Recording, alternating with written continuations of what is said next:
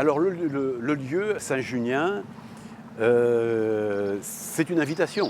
C'est être invité par la ville de Saint-Junien à installer mon petit travail au centre de cette superbe ville.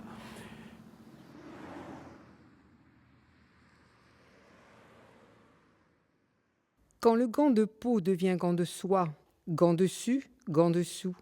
La tête à l'envers, le monde est sans dessus-dessous. Qui de toi ou de la bête a pris le dessus? Qui de toi ou de la bête a pris le dessous? Est-elle bête ou loup-garou? Es-tu homme ou femme?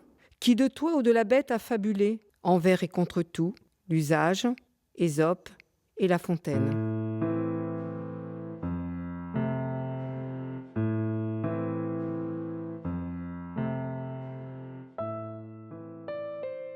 À dire vrai, l'idée de travailler sur les fables nous est venue, avec mon épouse depuis bien longtemps, nous est venue de cette espèce de désir de travailler sur les fables de La Fontaine. Et il y a une bonne 10-12 ans, on avait commencé un travail qui n'a pas abouti à cette époque-là.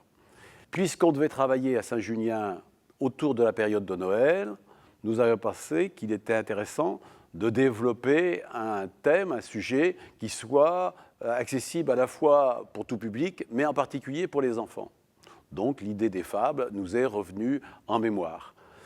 Au niveau des fables, ça nous a amené à réfléchir sur le travail de Jean de La Fontaine, mais avant sur le travail d'Ésope, et on s'est dit que, bon, une évidence, on le sait tous, que c'était des moralisateurs, et donc leur objet était d'apporter quelques illustrations de la vie quotidienne à chacune de ces époques, en disant en gros ce qui est bien et ce qui ne l'est pas.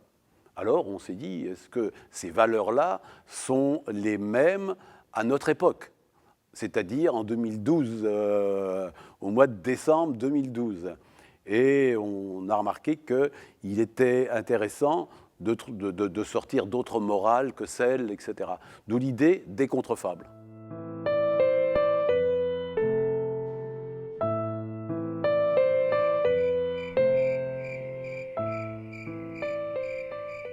Une vampe mondaine, vraie créature de rêve, genre taille de guêpe, timbre de cigale, en plein Central Park, chante et se pavane.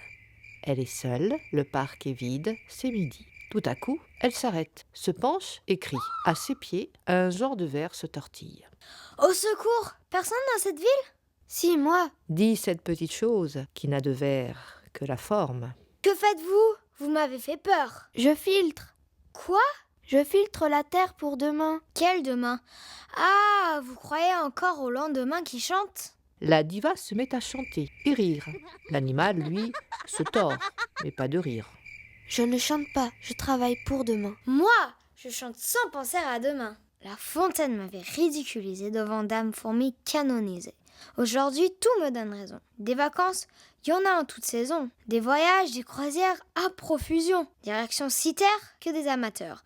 Direction sous terre, que des déserteurs. Vos agents sont tous des bonimenteurs. Et vos plans de vrais épargne-bonheur. Vos voyages telluriques, pas d'enfer. Votre recyclage, un plat délétère. C'est une bouffe à vous couper le souffle et à tomber vite fait dans le gouffre. À ces mots déstabilisés, notre ver, du genre lombric, disparaît sous terre. Il doute depuis peu de ses services. Plus de campagne, plus de terre fertile, plus de cimetières. Tout est stérile. La terre se réchauffe. Fini les hivers. La cigale a raison. Vite, de l'air. Après nous le déluge, dit le ver. Et, en rose fluo, il sort de terre. Vivre au jour le jour et au grand jour, telle est bien aujourd'hui notre sagesse. On veut, sans aucune contrepartie, tout et tout de suite le paradis.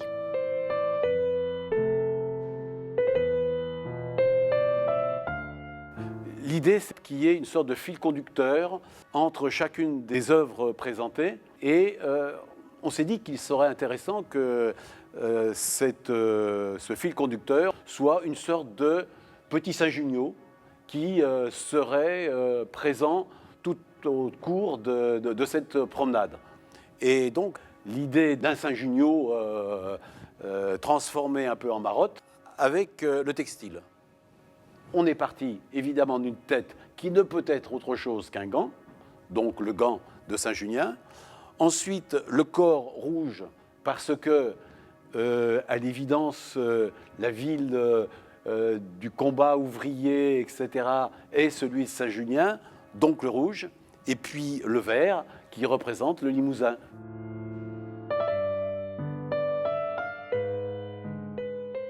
Le gant est aussi une matière animale à la base. Comme il s'agissait de reproduire des animaux assez fantastiques, penser à la matière fondamentale, à savoir la peau, était ce qui nous est venu à l'esprit. Ensuite, vous avez remarqué que chaque fable sont des contre-fables. Eh bien, vous avez un gant, vous ôtez le gant, vous le mettez à l'envers, et vous avez le contre-pied du gant à l'endroit.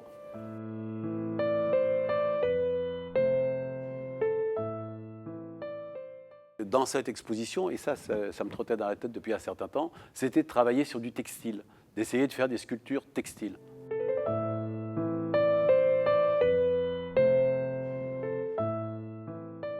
Une structure donc en contreplaqué, dessous, qui émane, elle, d'un travail de petites maquettes qu'on fait évoluer pour arriver à cette forme pure, qui est celle-ci, et puis recouvert par ces textiles particuliers, qui va donner cette forme, peut-être une certaine forme de langage en soi.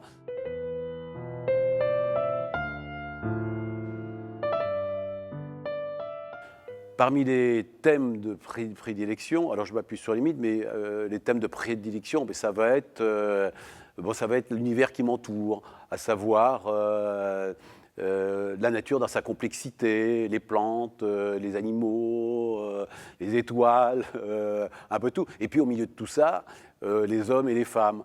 Et je suis particulièrement intéressé par les femmes, du reste. Alors pourquoi? Parce qu'elles ne sont pas des hommes, peut-être, c'est un autre problème. Je me suis dit qu'à parler de l'homme en général, il était important de parler de l'homme avec un petit h, c'est-à-dire de nous les mâles. Et il m'est venu à penser que symboliser l'homme, le mâle, par un rhinocéros, ça pouvait convenir. Dans le sens que le rhinocéros était extrêmement myope, qui était une espèce en voie de disparition, mais par contre, il avait encore une corne phallique qui pouvait avoir un intérêt, pourquoi pas. Donc, le glissement s'est fait pour représenter l'homme du XXIe siècle dans la société occidentale, mais qui est en train de s'étendre au monde entier, à l'univers, comme aurait dit un autre. Eh bien, j'ai représenté le rhinocéros pour un homme.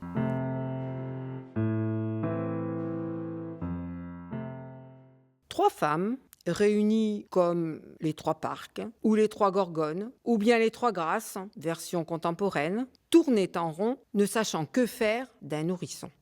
Pas de problème pour trouver la mère, qu'elle soit mère porteuse ou vraie mère, mais impossible de trouver le père. Elles partirent en quête de ce phénomène, lancèrent des appels sur Internet, mobilisèrent tous les grands médias. Elles avaient beau modifier les annonces, des hommes, elles n'eurent aucune réponse. Alors, où étaient-ils passés les hommes? Pas une seule solution en vue, à moins de tomber sur un ingénu, un artiste ou un hurluberlu, car une idée, pas du tout saugrenue, à l'une d'elles un jour était venue. Faire tourner un rhinocéros bleu à la corne d'or, faisant les 12 yeux aux enfants, comme à tous les passants, dans une cage, prisonniers ou otages, la tête dans les rêves ou les nuages, il leur parlerait en père inconnu ou méconnu, tout à coup reconnu. L'artiste ingénieux, elles le trouvèrent. L'homme, le mâle, le mari, le père, sans tambour ni trompette, entrèrent au musée par la volonté des femmes, sous la peluche bleue, sans faire un drame. Cette histoire resta entre elles trois, secret ou bien pacte entre les trois parcs, les trois gorgones, mais aussi les trois grâces. Vérité d'hier n'est pas vérité d'aujourd'hui si l'on ne mélange pas culture et nature. Et puis, ne contrefait-on pas par 1000 moyens la nature? Alors tout semble possible, envers et contre nature, dans des blaises, à Monsieur de La Fontaine. Les femmes, dans ma conception des choses, pour le monde du 21e siècle et demi, hein, parce que pour l'instant, ce n'est pas tout à fait vrai encore, hein, mais on va dire dans une cinquantaine d'années, une centaine d'années, enfin quelque chose comme ça, domineront la planète, domineront la civilisation et décideront de la procréation. Elles décident déjà, hein, en fait. Mais elles auront peut-être toujours besoin d'une sorte de réserve, d'avoir un certain nombre d'éléments masculins qu'ils se garderont en cas de besoin pour quelque utilisation. Alors, en ce cas, mon idée, c'était d'en conserver quelques-uns, donc des mâles, à savoir le rhinocéros bleu, mais de façon à ce qu'ils puissent ne pas aller cavaler ici ou là, etc. Eh bien, les femmes ont eu la sagesse de l'enfermer dans une cage dorée, avec la faculté et la possibilité de tourner en rond.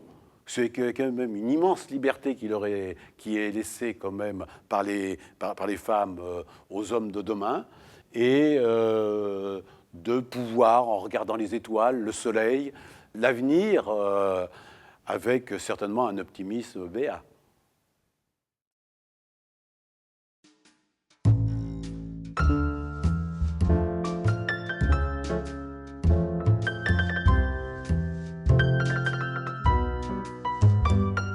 Dans cette exposition sont exposées un certain nombre de toiles. Alors les toiles ne sont pas faites pour décorer, les toiles sont faites pour créer un univers dans lequel les animaux, les éléments qui sont posés à l'entrée, à savoir cette forêt de sculptures, de bois sculptés, ça participe à cet ensemble.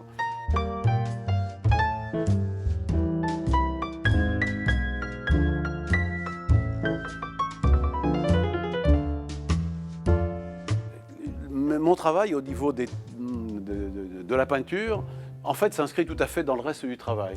À savoir, je travaille sur mon univers, l'univers, un univers dans lequel je laisse peu de place, en fait, au rien. Il est peuplé ou d'animaux, ou de plantes, voire d'humains.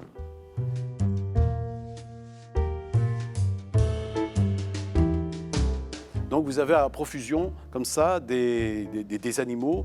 Dès lors on pénètre à l'intérieur de la toile, on va rentrer, on va découvrir toutes ces formes qui sont l'expression de ma manière de voir le monde.